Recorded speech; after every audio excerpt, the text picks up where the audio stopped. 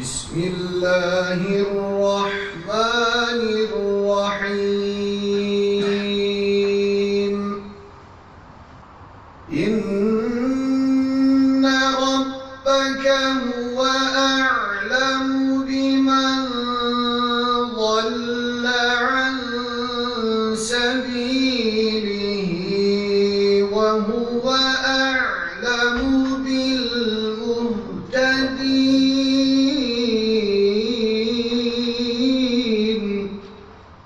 بسم الله الرحمن الرحيم. الحمد لله رب العالمين والعاقبة للمتقين ولا عدوان إلا على الظالمين والصلاة والسلام على رسولنا محمد وعلى آله وأصحابه أجمعين.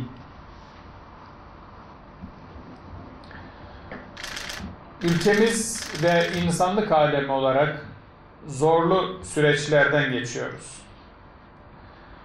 Malumunuz koronavirüs musibeti, salgın hastalık musibeti henüz üzerimizden kalkmamışken dünyanın pek çok bölgesi gibi ülkemiz de yangın ve sel felaketleriyle boğuştu.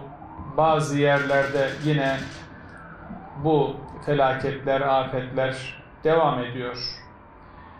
İnsanlığı ve tabiatı tehdit eden bu felaketlerin yanı sıra savaşların yol açtığı açlık, kıtlık, can güvenliği yokluğu gibi facialar İslam coğrafyası başta olmak üzere dünyanın pek çok yerinde yüz binlerce insanı evsiz ve vatansız bırakıyor.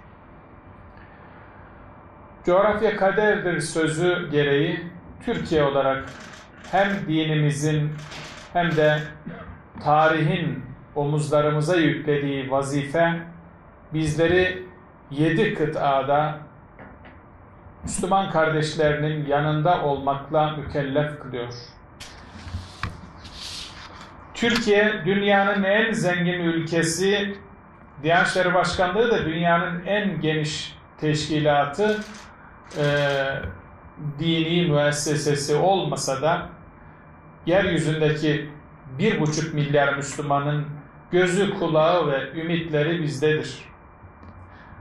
Bu gerçek bizleri her geçen gün daha donanımlı ve geniş ufuklu olmaya mecbur bırakmaktadır. Bu doğrultuda Diyanet olarak her geçen gün hem hizmet sahalarımızı çeşitlendirme hem de hizmet kalitemizi artırma gayreti içerisindeyiz. Din hizmetlerinde iletişim diliniz, bilginiz kadar önemlidir. Görev yapacağınız ülkenin şartlarını bilmeden, hedef kitlenizin sosyo-kültürel yapısını tanımadan, kadın, erkek, yaşlı, genç, çocuk ve benzeri farklı grupların ihtiyaçlarını analiz etmeden aktaracağınız dini bilgi, kitabi açıdan doğru da olsa yanlış sonuçlar doğurabilir.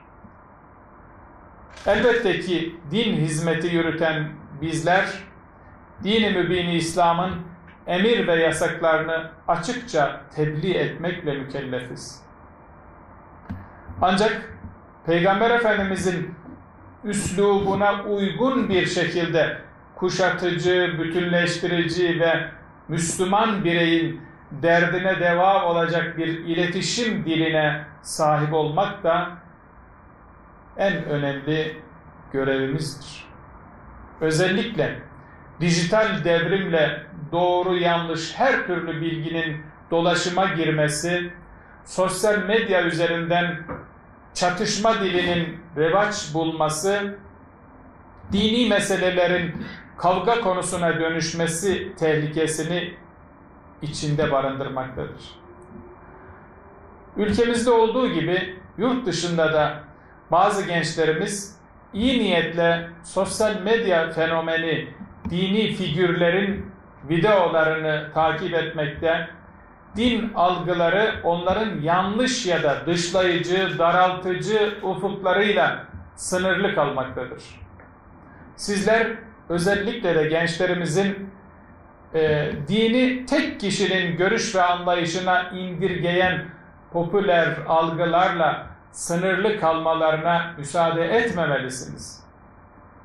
1400 yıllık İslam geleneğinin pek çok mezhep ve meşrebi içinde barındırdığı ve bu zenginlikle büyük bir medeniyet inşa ettiği gerçeğinden hareketle yurt dışında yaşayan gençlerimize farklılıkları rahmet olarak sunmalısınız. Bu doğrultuda siyasi ve benzeri hiçbir tarafkirlik ne din hizmetinizde, ne özel sohbetlerinizde, ne de sosyal medya paylaşımlarınızda yer almamalıdır. Başkanlığımızın değerli mensupları, bugün İslam aleminin başındaki en önemli musibetlerden birisi de din istismarıdır. Dini istismar eden örgütlü yapılar, farklı görüşlere sahip Müslüman gruplardan ibaret görülemez. FETÖ, DAEŞ, Boko Haram gibi örgütlerin İslam geleneğinde kökü yoktur. Hepsinin ortak yönü dış mihraklarca finanse edilmesi, İslam ülkelerinde meşru yönetimleri devirmeyi hedefleyerek Müslümanların can emniyetini, huzur ve refahını tehdit etmesidir. Sizler yurt dışında başkanlığımızın ilgili yayınlarından da istifade ederek bulduğunuz her fırsatta bu örgütlerin fikir ve faaliyetlerinin niçin yanlış olduğunu izah etmelisiniz. Bu duygularla hepinize başarılar diliyorum. Cenab-ı Hak yar yardımcınız olsun. En kalbi muhabbetlerimle tekrar hepinizi selamlıyorum. Allah'ın selamı, rahmeti, mağfireti, bereketi, muvaffakiyeti üzerinize olsun. Allah'a emanet olunuz.